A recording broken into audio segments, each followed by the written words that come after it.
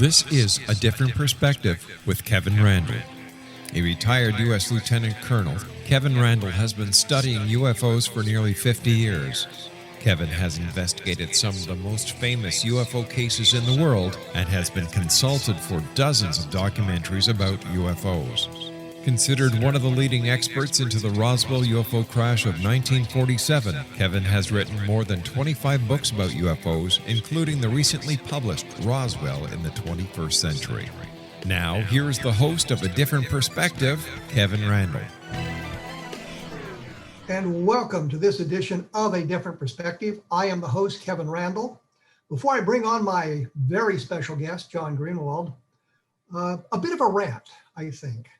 I was doing some research into the Kelly Hopkinsville Goblin attack from 1955, and I came across a paper that had been written just a few years ago, and in it they claimed that the entity seen was a great horned owl, which I don't believe is correct, and that the hysteria was produced by the witnesses having been drinking. And they cited a publication by Isabel Davis and Ted Blocher, which was called, it had something to do with the case of Kelly Hopkinsville and other 1955 events. I haven't had a copy of that, and I have this up on my blog as well, so you can read the chasing footnotes aspect of it. But what got me was they cited Blocher's and Davis's work as their source for the idea that alcohol had been involved. And I went to that source and it said alcohol wasn't involved. On page 83, it was very specific, no alcohol. There was also a newspaper article that I found from the Project Blue Book files in which the law enforcement agencies who'd been out there to investigate, as long as other personnel, said that there was no alcohol involved. So I was a little distressed that here is this purported professional paper quoting a source saying the exact opposite of what the source said. You can read about all of that at my blog at www.kevinrandle.blogspot.com, but I wanted to bring that up simply because what caught my attention was that the skeptics accepted this as truth without their skeptical investigation. They didn't look at the critical thinking aspect of this idiotic idea. They just accepted it as being true, didn't follow the sources or anything like that. And I thought, as a skeptic, you should be doing that on both sides of the fence. Those who believed it was some kind of alien event should be looking at it skeptically. Those who were skeptical of the event should be looking at the solution skeptically, and they hadn't done that. I just wanted to mention that before I brought John Greenewald on, and he's been on the program before. And I think you all know that he started at the age 15 when he was struck with curiosity that led off his lifelong journey, first researching the UFO phenomenon. And I point out, it's interesting that John has kind of spun his interest in UFOs and FOIA requests and all of that into a career.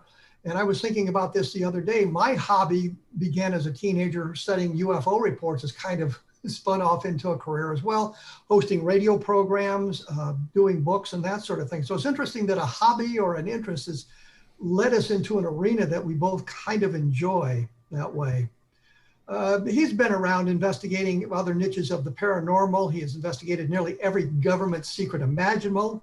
He was a sophomore in high school when he first started his trek in 1966, which makes me sick because I was a sophomore in high school a lot earlier than that.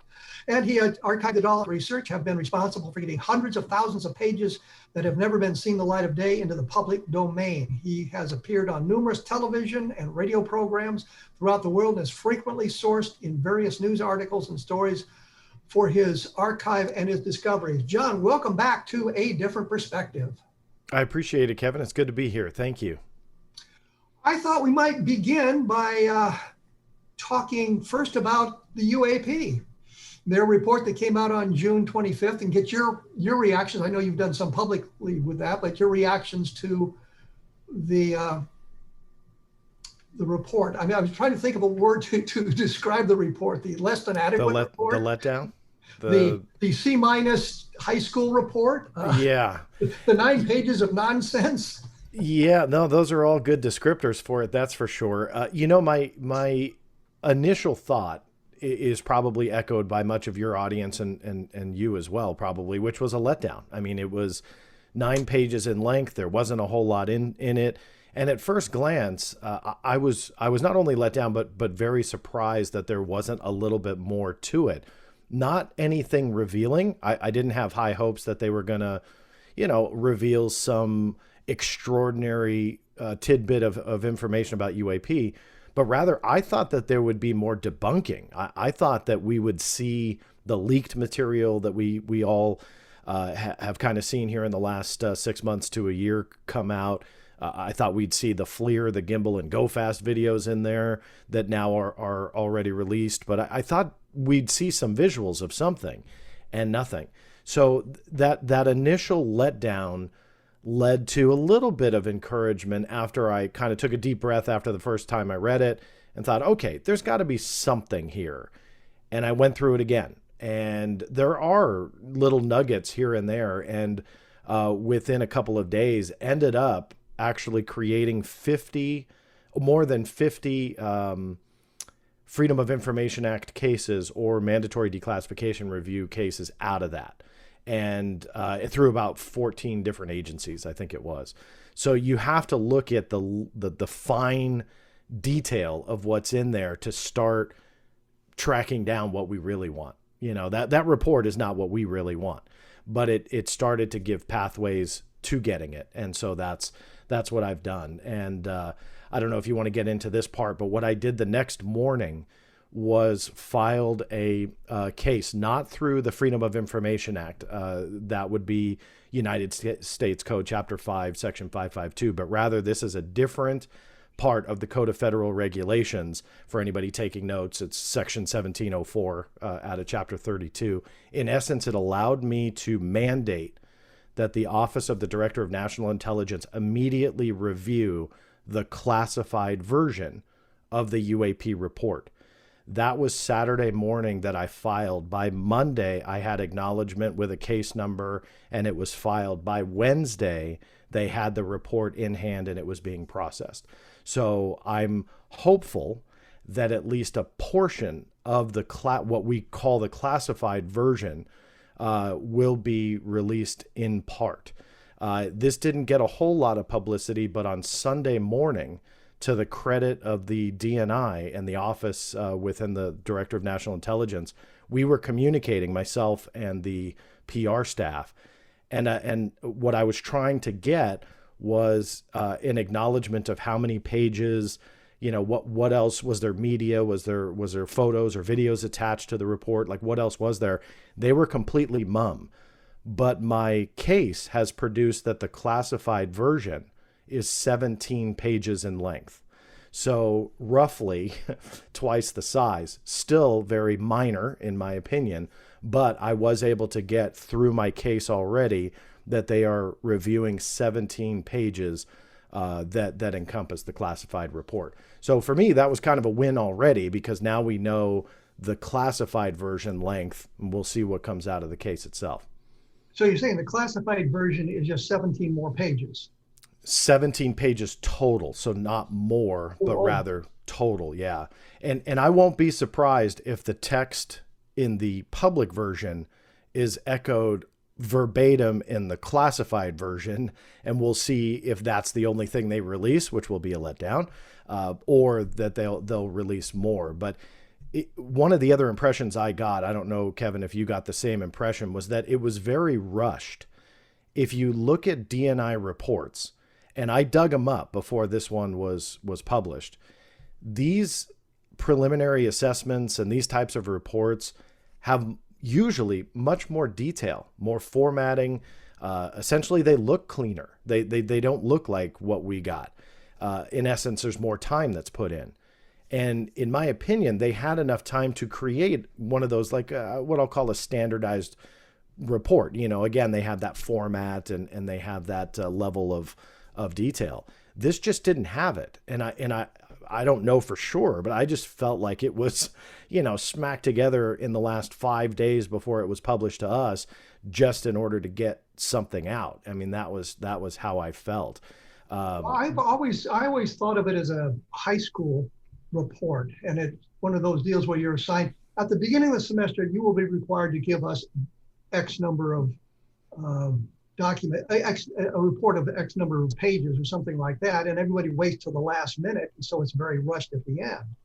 I was also wondering, and you maybe can help me out here, it says they looked at 144 reports. Now, is that 144 separate cases, or is it just merely reports and it would be multiple people talking about one case, like 10 people on one case and 4 people on another case? Are there 144 cases, or are there just 144 reports? All of that is unknown. I wish I had a great answer for you. I tried to get anything that I could that Sunday from ODNI's PR office, and they just won't talk. When it comes to my case itself, and then that's how I got the length, I did try and dig a little bit on that. Were there, was that 144 different incidents? Were there witness testimony, anything? And they won't budge. So even though I was able to get the length of the document, all the other details as it currently sits is a classified document. So until the review is complete, they will not talk about the content. The other key thing that I didn't point out yet was I really tried to push to see if there were any photos or videos attached to the report. So was it a 17-page document with a CD on top of it or DVD or whatever? They wouldn't budge on that either. So I wish I knew the details of the 144, but we just don't know beyond what's in the public version, which was a breakdown of how many were the ones that really were what I would say the more interesting cases versus the ones that may have just been a misidentified object or balloon or whatever it may be. But interesting to note, they were only able to solve one of them. This reminded me quite a bit of General Shogun's report that went to Twining back in 1947, where he had, I think, 16 cases and there were 32 different witnesses involved. And Twining came out with a 3-page report that said basically, yeah, this is all real. We need to do something about it. And we'll start a project to look into it. And this seems to be like Twining 2.0. It's the same thing we got before, and now but it all delves back into the classified areas, which we're not privy to. Yeah. Yeah, it'll be interesting to see what happens going forward. One of the other interesting developments was that day that the public report was sent out, the Department of Defense had issued a memo essentially mandating that Department of Defense wide, they were going to be sharing this information, collecting UAP information. That to me was more of an interesting development than the report itself, that essentially they were saying, hey, look, we are going to take this seriously. We are going to investigate. And this is DOD wide. This isn't just a Navy thing. This isn't just an Air Force thing. This is DOD wide. And the DOD made it quite clear that day. So that was an interesting development. What happens, though, moving forward? And that's what's going to be key here, because what we did find out also is that within 90 days of the publishing of this report, Congress was going to be updated. So the social media chatter was, yay, we're going to have another report in 90 days. We're going to have updates or something. But nowhere does it indicate that it's going to be public. And on the contrary, the DOD and the government as a whole really has seemingly locked down the hope, if you pay attention, the hope that we'll get something more. I don't think we are. I think they're going to hold this very, very tight. I need to interrupt here because we're going to have to take a break in just a moment. But the one thing that struck me is they lived up to the letter of their instruction, which was to produce a report. But it also struck me that this was a dodge. Yeah, we've done what we're supposed to do. We took our 180 days and we produced this report. And we've now lived up to that. It doesn't matter what the report says. It's just a way of keeping the information buried by complying to the instruction, but not the spirit of the instruction, sort of living by the letter of the law as opposed to the spirit of the law, that sort of thing. I'm here with John Greenewald. He, the host of The Black Vault, and his book is Inside the Black Vault, which is available on Amazon. My latest book is called UFOs in the Deep State, which looks into some of this kind of thing as well. So you might want to take a look at that. We will be back right after this with more information on a different perspective. So please stick around.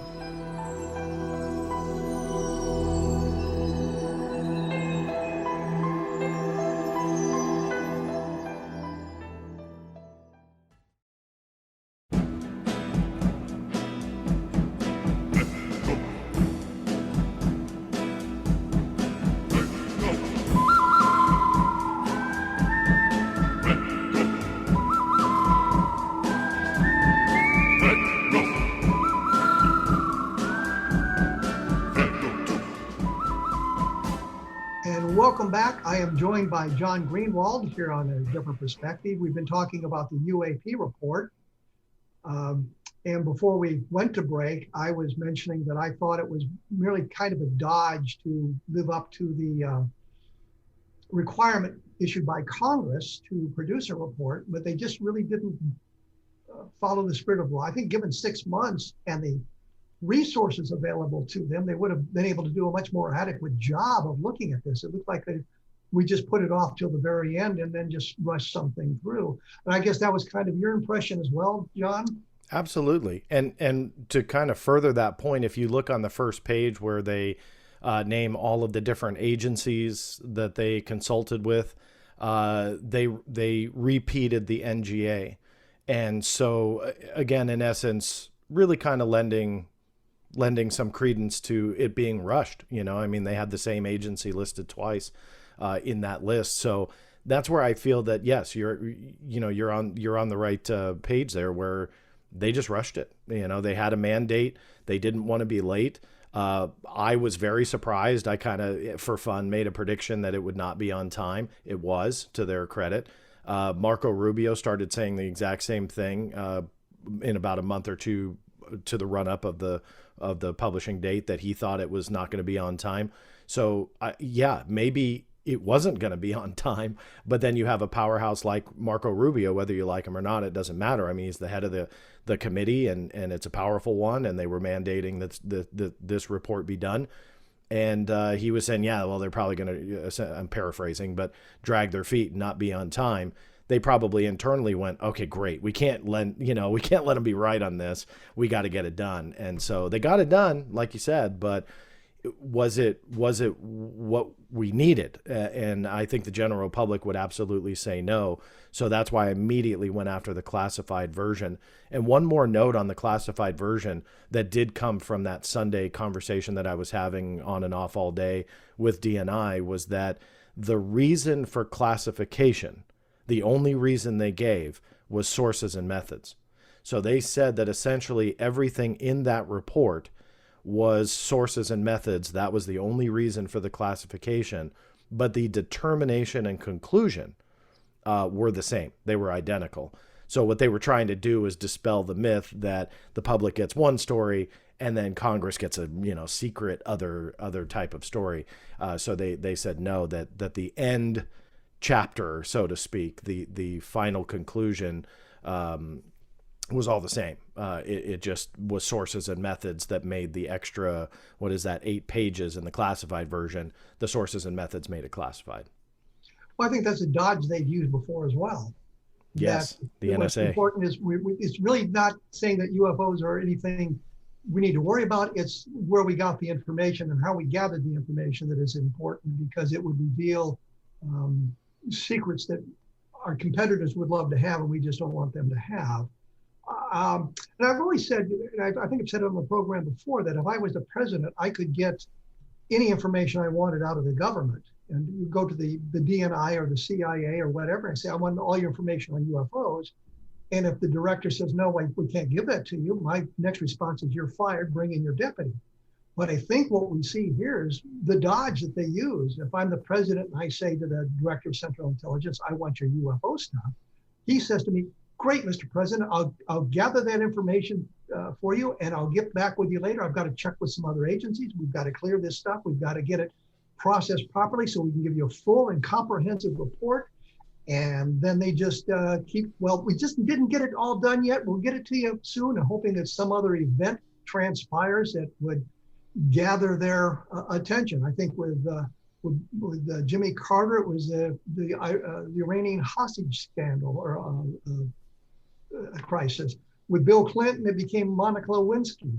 I mean, they just are there. They know how to manipulate the system so that they can keep the information buried that they don't want to provide to these elected officials who are transient.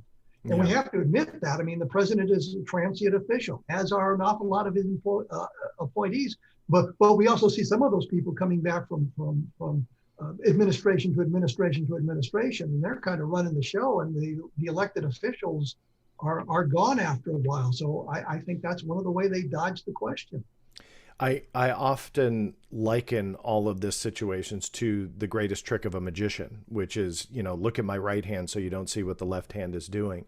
And I wrote about this in my book, and recently in the Showtime show that came out, I used the same analogy, and it was actually cool the way they cut it together in the Showtime series. But my point is that how they approach government secrecy is very much like a magician does his stage magic. And it is very much based on illusions, sleight of hand, and them essentially giving the impression of transparency when in reality they're not. And in that example you gave, which is a great one, where the president goes, they're not going to tell him no, but they'll give him the illusion, hey, here's everything. Or to the general public, hey, this is what we know about UAPs. And that's the illusion. But meanwhile, over here in the left hand, there's something entirely different going on. There's a much different or bigger story. And history supports that what we are told at the time is often revealed as wrong later on. And you look at stuff like the Glomar Explorer and Project Jennifer and all of these cover stories for what they were actually doing. That's the illusion. Tell the public one thing, but you're doing another. And with UAPs and UFOs, it is no different. And that's, I think, what we're seeing with a report like this, where they fulfilled their mandate and they're giving the aura of transparency. People saw that. A lot of them did lose interest in UFOs. If you watch social media chatter, people were let down. And is that part of the game? Not to sound conspiratorial, but there was such a buildup to this. And whether or not mainstream media is to blame, whether or not, the UFO community is to blame, it doesn't matter. There was such a buildup, and the buildup was so big, you couldn't get away from being let down.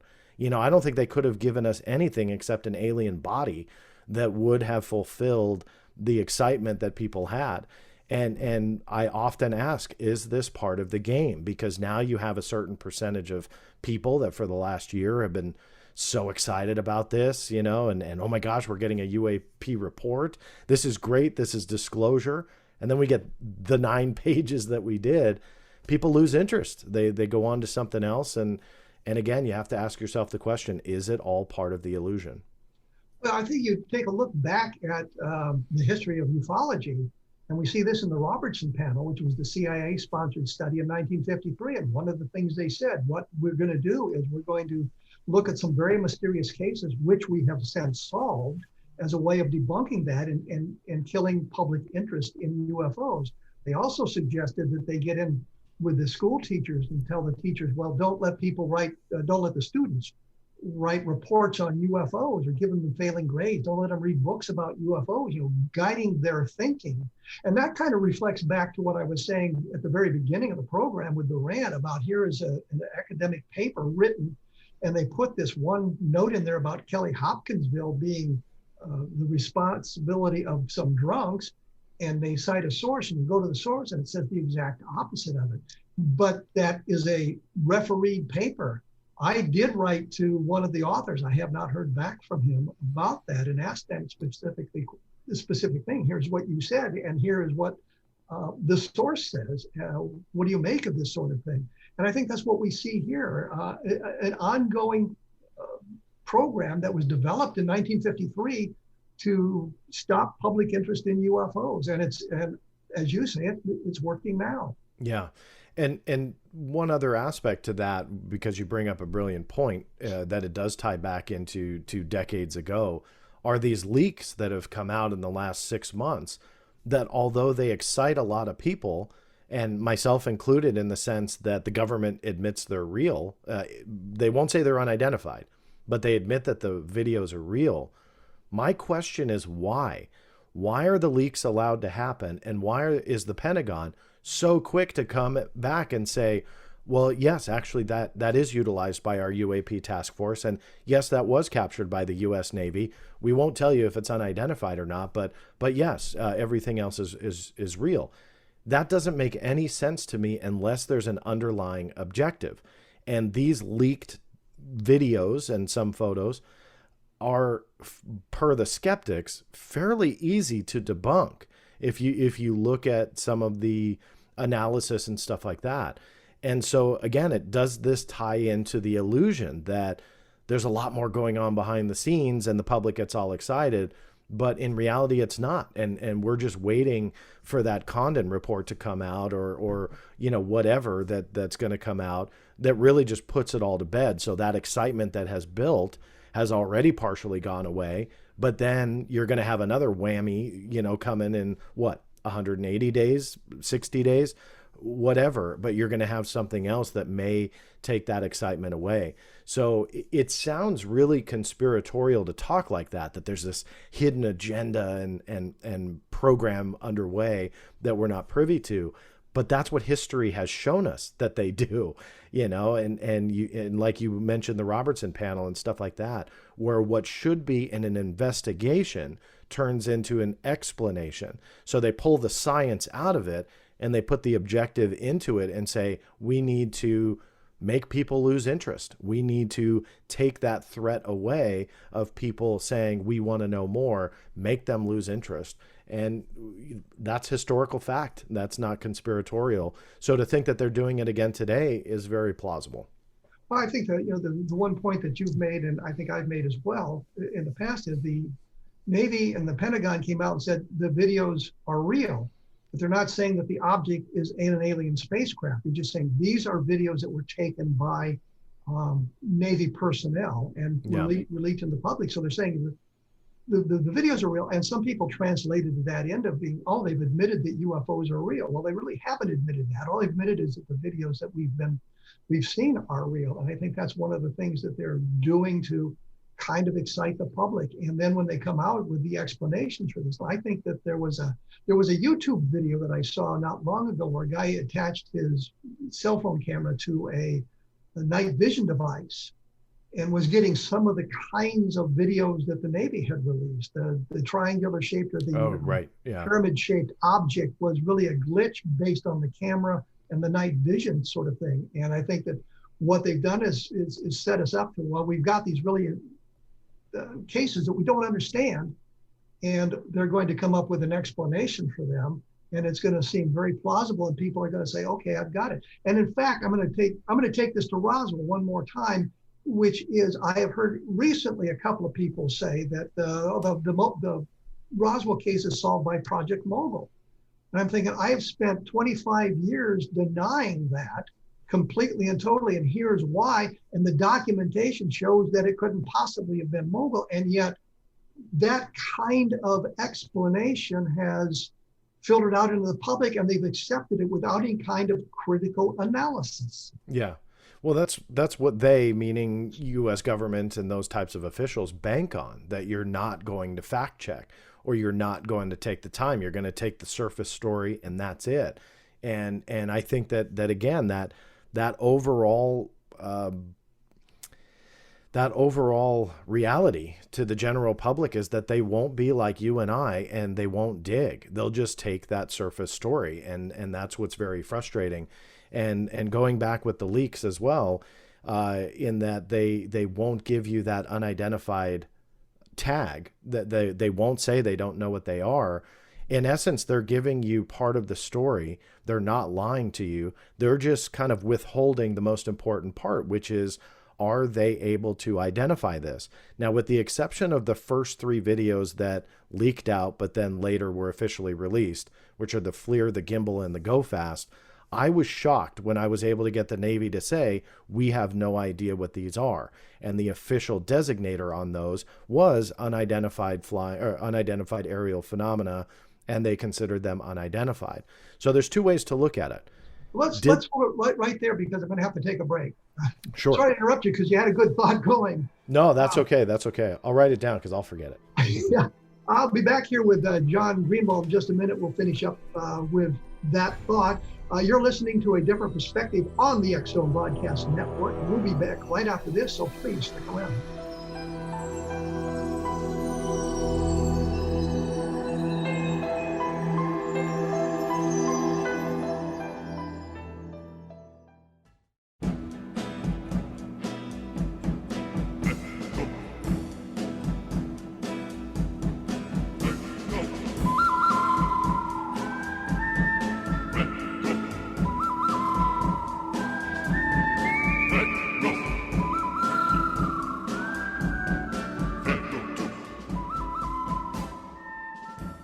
And I am here with John Greenewald. We're talking UAPs, and the term I hate with a passion. I like UFO because UAP just sort of drags it into the nonsensical range, calling it basically nothing at all. When we left, John, you were making a point about what they were, I think one of the methods of their madness in releasing the information. And I thought you should continue with that thought. I appreciate it. So yeah, where I was going with it was, we know the 3 original videos were labeled as unidentified, or what they use as a designator, UAP. So there's 2 ways to look at the newest leaks and their lack of giving what they designate them. So do they designate them as UAP? Do they designate them as previously thought to be UAP, but they're drones, they're balloons, or whatever they may be? And they wouldn't give that. So the 2 ways that you need to look at it is they learn their lesson. That first time, it was September of 2019 that I got the Navy to go on the record about those 3 videos. They had never officially released them.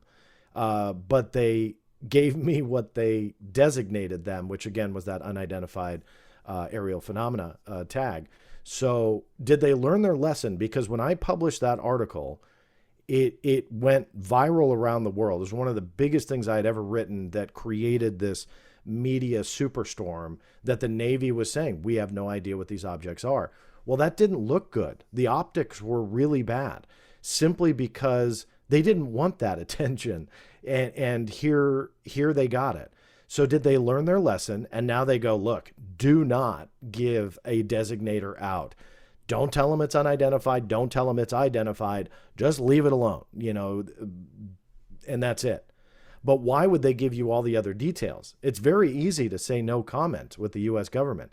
So is it that? Or the second way you got to look at it is, they do know. They're just withholding that information, and this is all part of essentially we'll call it ufological Rosetta Stone, the way that they could decode when these UAP reports come in, and clearly there's a lot of them. The report referenced 144 events, so there's quite a bit. So we know through Project Blue Book that they had these reference documents, these books, photographs, stuff that they could look at and go, oh, this is what a comet bursting in the atmosphere will look like, or, oh, this is some of these are the fastest jets at the time, or, whatever it might be. We know for an undeniable fact that they had those documents.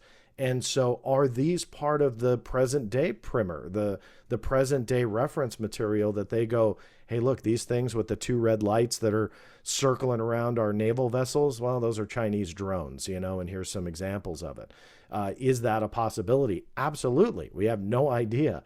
But going to what you said, people don't dig. And so when they're told that these are UFO videos, they go, aha, this is UFO. See, the Navy doesn't know what these things are. And there were major mainstream outlets that ran that story.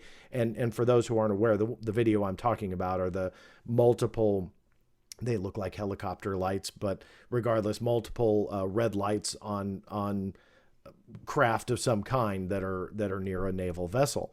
And again, no designator on whether or not they're unidentified, but major mainstream outlets tagged those as unidentified flying objects that the Navy was completely clueless about and had no idea what they were. And then that spirals down the hill to where skeptics come out and say, the Navy's so inept, they can't even figure out that these are drones of some kind or something like that. So are we ever going to get answers? So there's a snowball effect with false reporting like that. And I'm a big outspoken person about the media and how they cover this topic.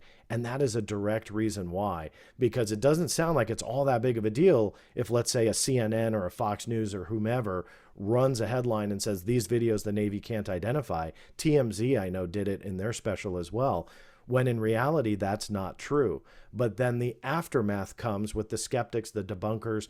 They just want to make the topic look bad. They can easily pull that and go, look, this is explainable as a drone, and here's the flight path, or a bird, and here's why, or whatever the skeptical reason for that particular evidence is. So there is an absolute reason why someone like me gets all worked up and fired up when the media gets it wrong, because it's not just that headline. The snowball effect makes it a lot worse. Well, to be fair to the general public, most people don't have the time that you and I have to devote to studying this, and they don't have the Sure. resources to dive deep into this.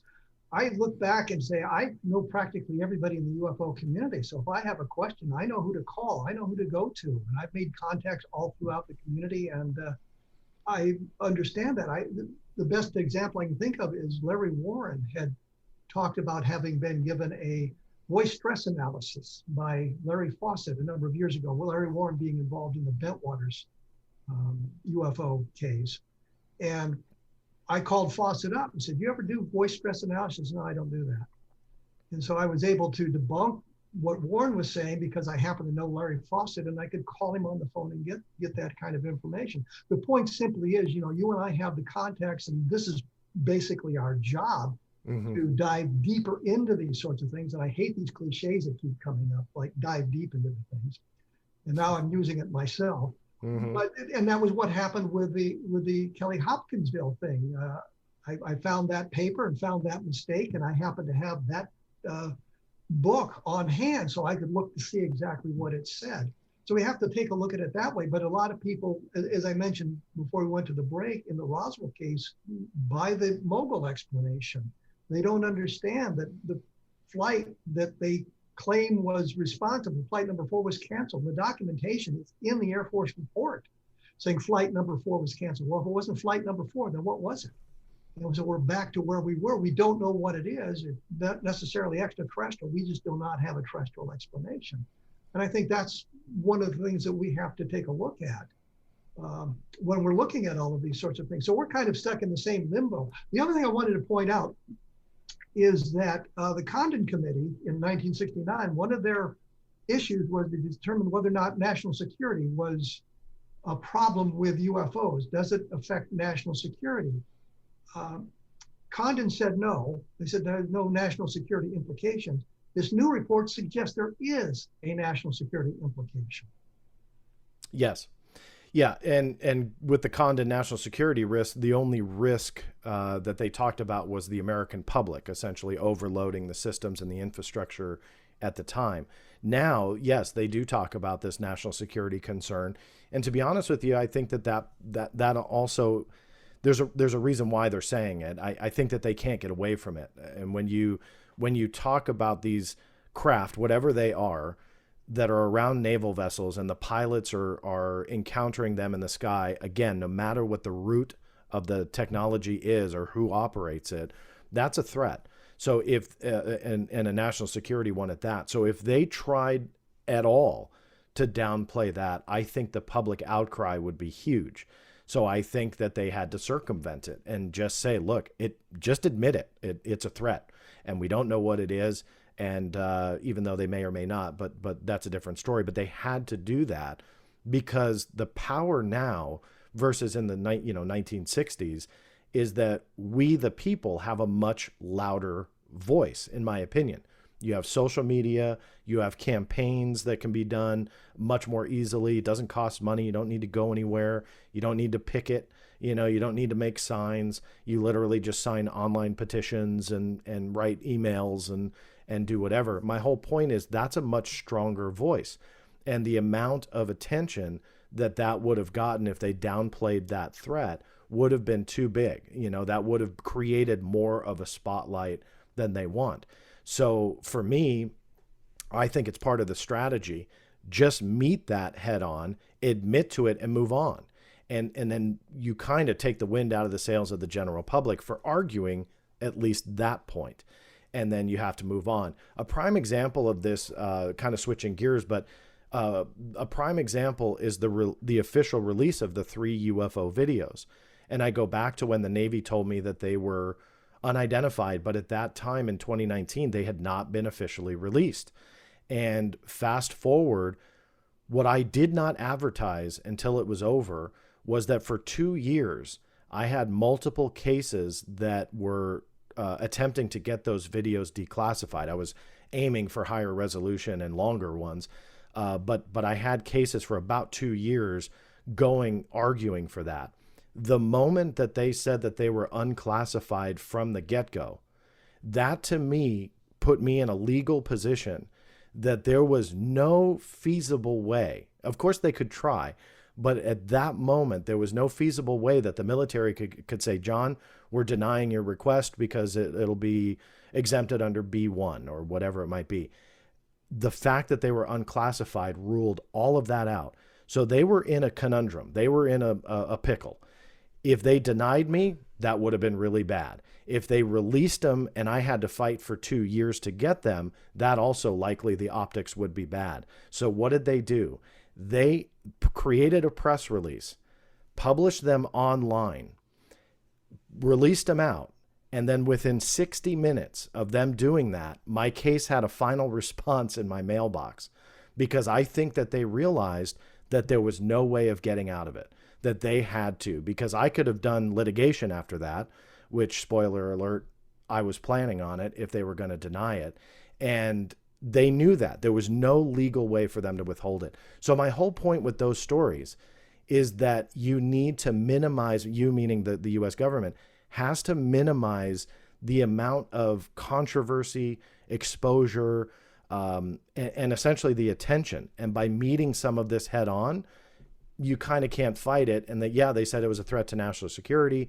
Well, that to me didn't have as much of an impact as if they said it didn't, because then we could use the actual evidence against them. So I think their tactic is essentially the same, but orchestrated in a much different way than the 1960s. Well, I will say one thing, that the national security implication on this sort of thing sometimes has nothing to do with the actual object seen, but the way that information was gathered. And if you give out that information, you have now revealed something about your capability in gathering that data. And that would certainly have national security implications as well. So we have to take a look at all of that as well when we're looking at those sorts of things. Because national security isn't just a threat, but the release of information that could be harmful. I guess it is a threat, but harmful to the United States government in some fashion. And revealing our capabilities of gathering data could be harmful in that respect, or it might give clues about other aspects of it. You've probably seen pictures from World War II where they had pictures of ships, and the radar antennas and things like that were blanked out, so you couldn't see them because you were afraid that the enemy would be able to determine something about our capability by looking at, I guess, the shape of the antenna, the way it's structured, would give them clues on how good our capability is, or how to maybe duplicate that and catch up with us in that respect. So we have those sorts of national security implications that may fall into that arena.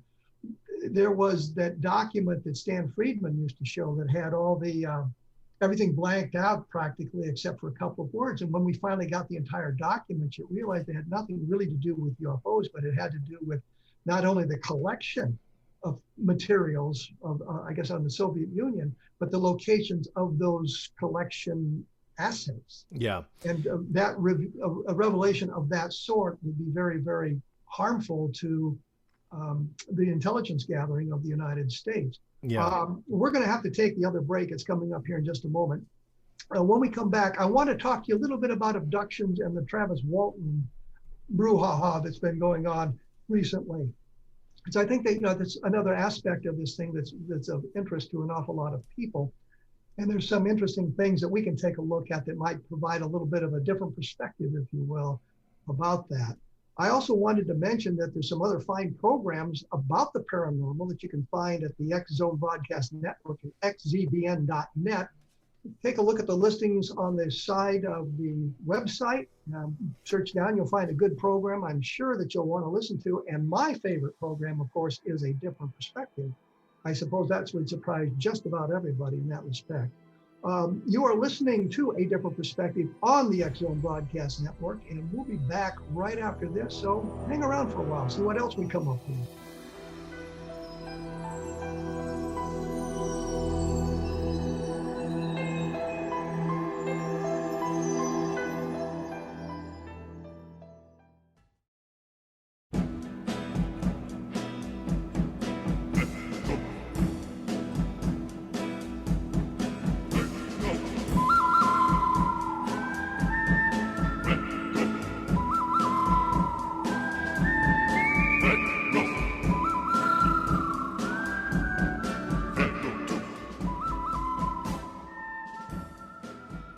I am here with John Greenewald. We've been talking UAPs, UFOs, and the Navy, and that sort of thing.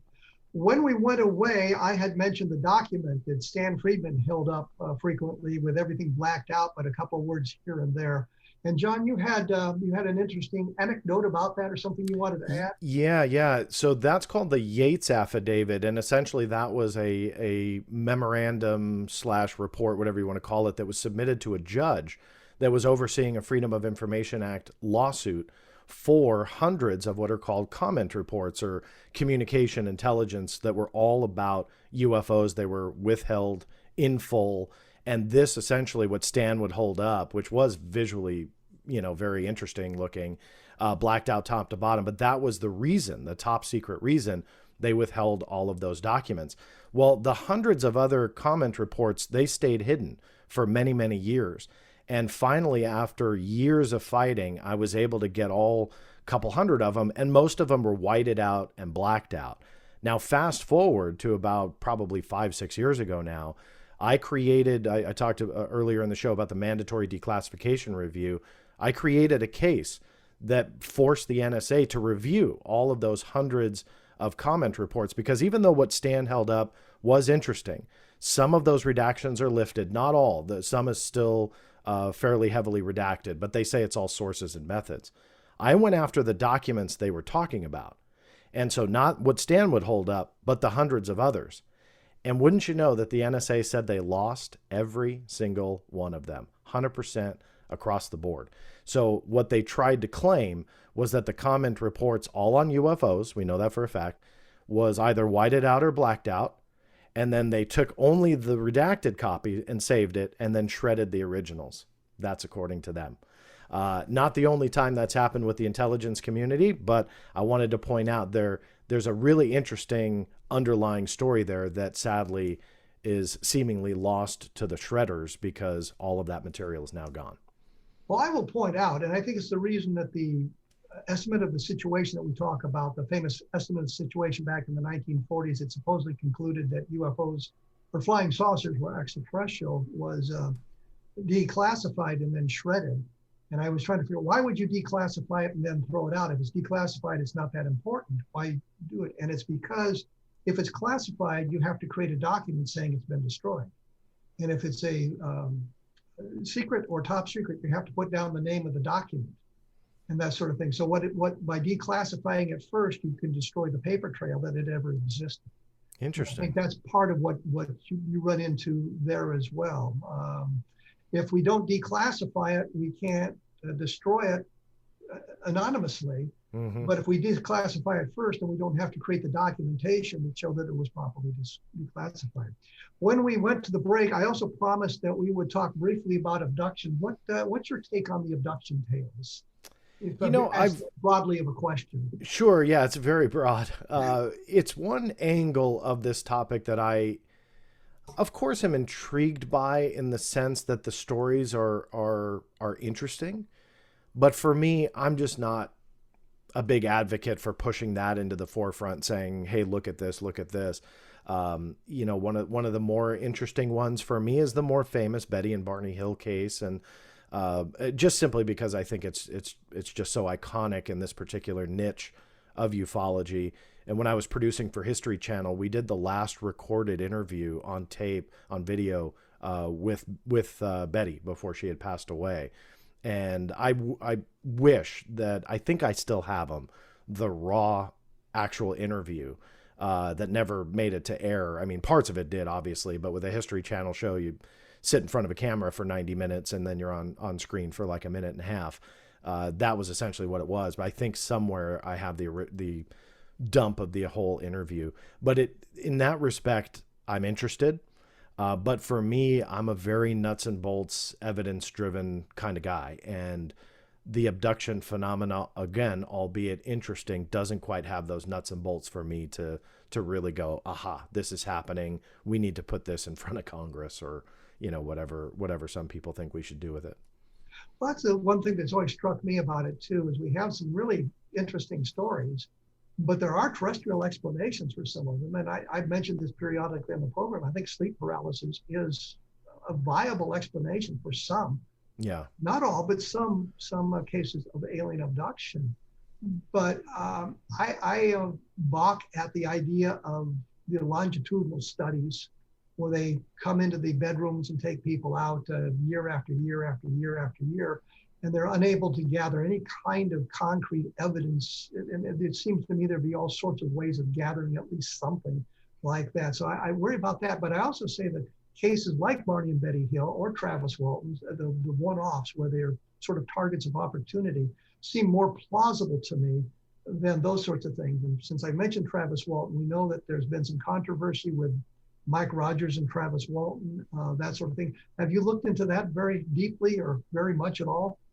Well, with the controversy, you mean? I mean, The latest. Yeah, I'm aware of what's going on, and to be honest with you, it's one of those things that it's like, why now? Why after all these years does he have to come out and start saying it's all a hoax? There's been umpteen opportunities to do that. I personally don't know Mike. I have met Travis numerous times at various conferences and spent time with him and stuff like that. And so I don't want to say there's a bias in there, but since I know one and I don't know the other, I don't want to just say, that guy's making it up, Travis is telling the truth. I don't know. I can say that just from firsthand experience, Travis seems very genuine to me when he tells the story. I've been in settings with him in very big public settings and very private settings, where very, very select few people, we were all having dinner kind of thing. And so again, just very much strikes me as a very genuine person. That to me, I can't just equate that to he's telling the truth, but in the same respect, I don't really see him as somebody that is just sitting there lying through his teeth and then somebody else is coming out to blow it out of the water. Again, my biggest question is why now? Like, why all of a sudden do we have to, go through this now? And, it's one of those things in ufology that if it's not controversial, then it's not in ufology. I mean, it just seems to like a magnet attract this controversy. Sometimes it takes months after a story surfaces. Obviously, sometimes it takes decades, but controversy is always there. I'm not sure that Mike Rogers has ever said that it was a hoax.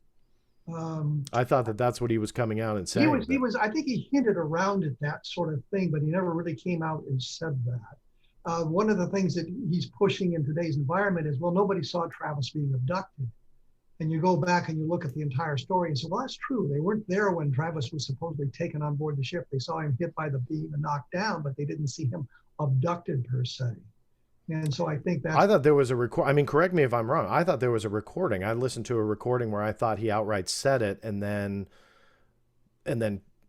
Travis has come on to a couple shows and essentially rebutted that. My impression was he really didn't quite get to the point of saying it was a hoax, but he kind of beat around that bush. I'll have to go back and listen to the one program again to see exactly what it was. I know when I've talked to Mike Rogers about this, he's been a little bit circumspect when I've talked to him. The earlier fight was, I think, more of a personal fight between Walton and Rogers, and I corresponded with both of them about that, and it seemed to have nothing to really do with the abduction experience, but more with personal problems. And I thought at that point, well, there's really no need for me to be involved in this, nor does the UFO committee need to be involved in this, because it's the personal problem with these two guys. It has nothing to do with the abduction experience. So I don't know. I lean toward the idea that the abductions are terrestrially based in some fashion, although there's a possibility of maybe some extraterrestrial involvement. I lean toward the terrestrial. So, that's kind of where I am. Yeah. I'm with you. And I think for me, the reason why I stay away from it, and I hope this doesn't come off wrong, I'm not targeting anybody specifically, but there will be a percentage, not 100, but there will be a percentage where there is a psychological explanation, something that may not be what people want to hear, but rather more of a psychological explanation versus extraterrestrial. And it becomes a very sensitive area to start diving into that and saying, well, your particular case, it sounds like, you were sleepwalking and you just think it happened, but it didn't. And it becomes very sensitive, to many people. And that's part of the reason why I've stayed away from it, just simply because it gets into a territory that's just not fun to be in, because you are, when you look at somebody and they're just 100% trying to be genuine with you and they truly believe it happened, there is a possibility that they 100% believe it happened, but it didn't. And it's like, what do you do? Do you fight them, and try and say, no, this is all in your head, when in some cases that actually might be true. But in order to get there, you're going to have to upset and hurt a lot of people. And that's just a territory I just stay away from. That's a very good point. And the other thing, I argued with Phil Klass at one point. He said, well, we should give the people lie detector tests. And I said, why? They believe what they're telling us. They're not going to come out as fraudulent or deceptive in the lie detector. It's going to come out that they're telling the truth, and that's not going to prove anything one way or another. And so I understand what you're saying, and there's psychological problems involved, there's sleep paralysis involved, but there may be something else involved that we're not aware of. Yeah, that's where we have a stumbling block, and I think exactly. And I do want to stress, like, I don't think that 100% are those psychological problems. Not at all. But yeah, that for it to be a portion thereof, that's where it gets very sensitive. Yeah, absolutely. John, I think we're out of time here. Want to thank you for taking an hour out of your valuable time when you could be filing FOIA requests with everybody in the known universe and spending it with us. Appreciate you hanging around. Your book is Inside the Black Vault. Of course, the website is theblackvault.com. It's very easy to find. One of the bigger websites out there now. Thank you, John. It's my pleasure. Thank you. Thanks again. You have a good day. You as well. That was John Greenewald, as you all know. I just wanted to mention before he goes away that my latest book is UFOs and the Deep State. It was published not that long ago. And it's about how the deep state has kept the story of UFOs out of the public arena. We've discussed that a little bit with John Greenewald today as well. The tricks of the trade, the way the bureaucrats can manipulate the situation to keep the elected officials from learning what they wanted. I think if I'd written this book this year, I would have reinforced the impressions that the deep state by pointing out those in the position of power, the way they manipulate the system, the way they can avoid answering the questions. And we saw a little bit of that with the UAP report.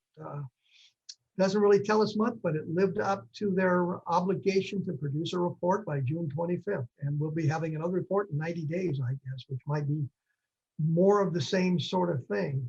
I also kind of wanted to talk about, I've done a book called The Best of Project Blue Book. When we take a look at the Project Blue Book files in the past, we didn't have access to them. We had to believe what we were being told. And we find out by going through those case files carefully that all is not what we were told. Things are in those files that the government sort of denied. One of the better explanations, one of the better examples, I should say, is the idea that there were only 3 people who saw an object in level land. But in the Project Blue Book files, if you go through them carefully, you find witness testimony up to 5 people having seen the objects. And the Air Force did interview a number of people who were in fact there and saw the object. So the number goes up beyond that. We bring all of that to bear in the book, The Best of Project Blue Book, or The Best of Project Blue Book. I will be joined next by Peter Robbins. We'll be talking about investigative techniques mostly. We'll touch briefly on Travis Walton. We'll touch briefly on the Bentwaters Rendlesham Forest case that Peter has investigated at length and has some interesting insights to that. So that we'll take a look at that. And I'm hoping to get Robert Schaefer back here in the next couple of weeks as well to look at the skeptical side of the UFO problem. Saying all that, I will tell you that you have been listening to a different perspective on the X Zone Broadcast Network. I'll be back in about 167 hours with more incredible information about UFOs. Thanks for tuning in.